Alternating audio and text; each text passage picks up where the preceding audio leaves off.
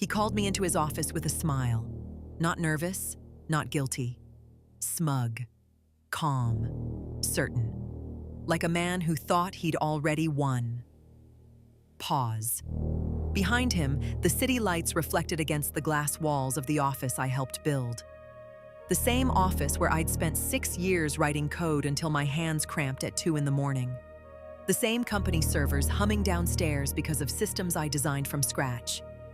And sitting next to him was the coach. The man who'd been around for maybe 4 months. A stranger wearing an expensive watch and a fake smile, pretending he understood a business built entirely on work he couldn't even explain. My partner folded his hands on the desk and said, "We think it's time to restructure your role." Pause. That word. Restructure. Like betrayal sounds cleaner when you dress it up in corporate language. He said they were moving in a different direction. Said my salary would be reduced temporarily. Said leadership felt I was too attached to operational control. Operational control? Pause. What he forgot was that operational control was the entire company. For years, it was just me and him. 2 broke guys with laptops and caffeine problems trying to build something that could survive longer than 6 months. Back then, there was no office, no investors, no leadership meetings, just late nights and impossible deadlines. He handled sales. I built everything else. And when I say everything, I mean everything. The platform, the automation systems, the back-end infrastructure, the internal tools, the payment processing, the deployment pipelines, the security layers. Every single critical system that kept the company alive started in my head. Pause. At first, he appreciated that. He used to call me the engine of the company. Said things like, "Without you, this whole thing falls apart."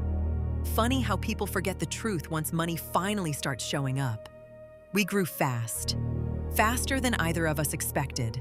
Clients came in waves. Revenue exploded. Suddenly we had employees, managers, meetings about meetings.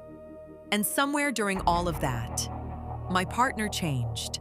Not immediately, slowly, like success gave him permission to become someone else.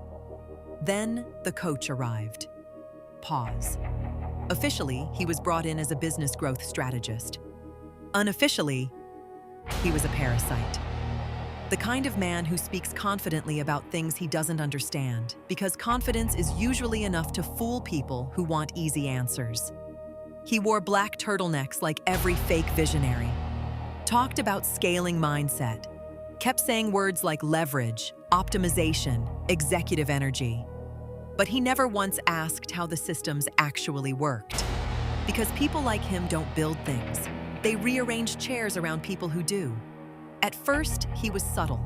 He'd interrupt me during meetings to clarify points I already made. He'd simplify technical problems into motivational nonsense. And every time something complicated came up, he'd redirect attention away from the actual work and toward leadership image. My partner loved it because the coach made him feel important. Pause. Then came the changes. Suddenly, I needed approval for decisions I used to make myself. Managers started questioning timelines they didn't understand. People who couldn't write 10 lines of functional code were now evaluating engineering priorities. And the coach kept planting ideas. He's too difficult. He's not collaborative. The company can't depend on one person. That last one always made me smile inside. Because the company already depended on one person. They just hadn't realized how deeply yet. The humiliation wasn't loud. That's the thing about betrayal in corporate spaces. Nobody screams, nobody slams doors. They smile while they erase you. Pause. I remember sitting in a meeting while the coach explained a technical migration strategy using terms he clearly copied from YouTube videos. And everyone nodded. Even my partner.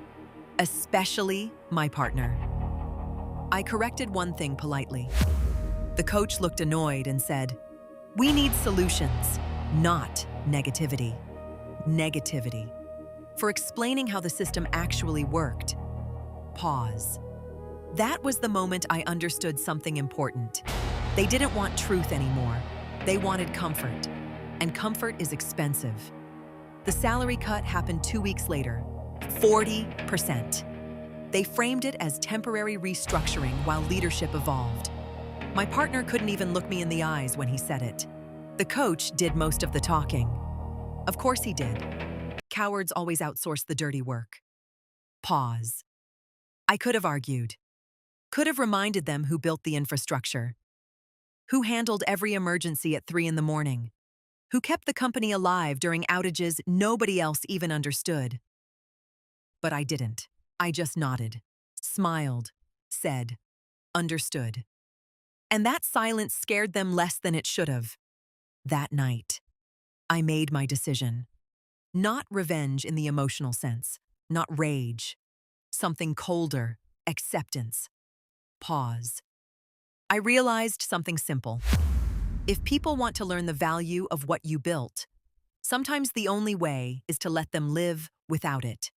So I stopped fighting for recognition and started preparing my exit, quietly, methodically. I documented exactly what was required to maintain the systems. Then I buried critical dependencies inside layers only I fully understood. I never broke anything. I simply stopped making the impossible look easy. For weeks, I watched. The coach kept restructuring teams. My partner kept trusting him. And every day, the systems became more fragile without them realizing it. Because complexity is invisible when it works. Pause. I stopped fixing tiny issues proactively. Minor delays started appearing. Internal tools slowed down. Automations failed occasionally. Nothing catastrophic, just enough to expose how dependent everything was on constant maintenance. Employees started getting frustrated. Clients noticed delays. The coach responded the only way people like him know how. More meetings, more presentations, more motivational speeches. No solutions. Then I waited for the perfect moment. Quarterly launch week. Largest client onboarding of the year. Maximum pressure. Maximum visibility.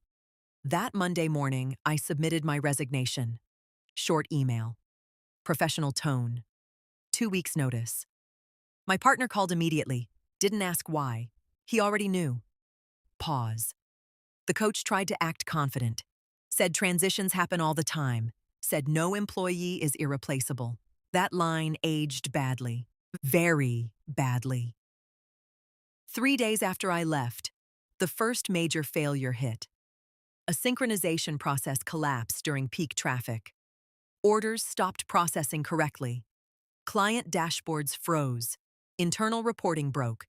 And because the systems were interconnected, one failure triggered another, like dominoes. Pause. The engineering team tried fixing it, but they couldn't. Because they only understood pieces.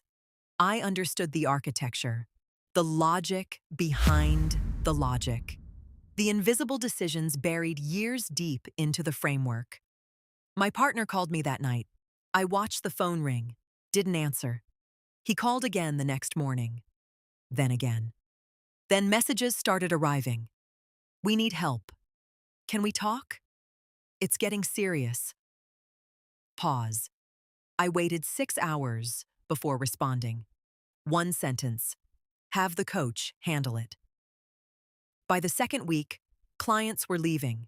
Investors started asking questions. Employees panicked internally. And the coach? Gone. Completely disappeared.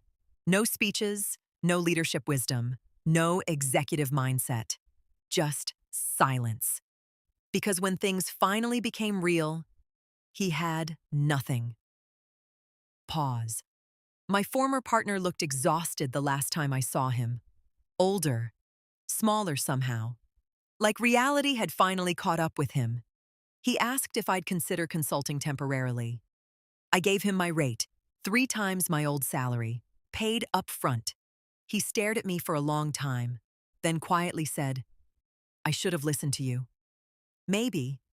But by then, it didn't matter anymore. These days, I work alone. Smaller projects, better clients, quiet life, no partners, no politics. And that company? Last I heard, they sold what was left for a fraction of its old valuation. Most of the original staff left. The systems eventually got rebuilt from scratch.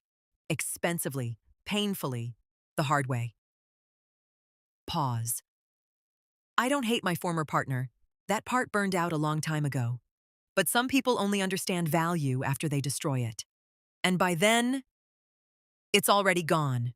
If you believe people eventually face the consequences of what they do, you already know where the subscribe button is.